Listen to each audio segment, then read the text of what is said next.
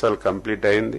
మా కోపము కక్ష వెంటనే మేము దాడికి ప్రతిదాడి చెయ్యాలంటే 8 మాసాల సమయం మాకు అవసరం లేదు.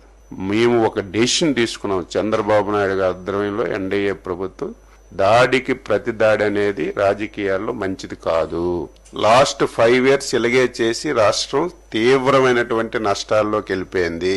ఈ 8 మాసాల్లో మేము ఈ చెవులు ఆ చెవుల్లో దూది పెట్టుకున్నాం. మా కార్యకర్తలు తిట్టినటువంటి తిట్లకి మనం అధికారంలోకి వచ్చాం. 5 సంవత్సరాలు నరకం పడ్డాం.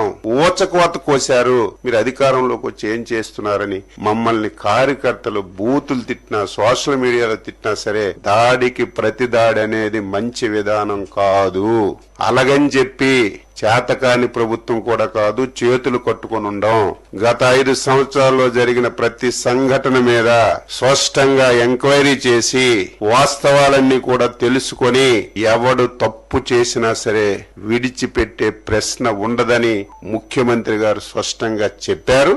అదే జరుగుతుంది. కానీ కక్ష సాధింపు చర్యగా మేమేది చేయడానికి ఇష్టపడం, భవిష్యత్తులో కూడా ఉండదు. కానీ తప్పు చేసిన వాడు తాత్కాలికంగా తప్పించుకొని తిరగొచ్చు తప్ప ఏదైనా ఒక రోజు చట్టానికి లోబడి శిక్ష అర్హుడవుతాడు. ఈ రోజు కూడా అదే జరిగింది.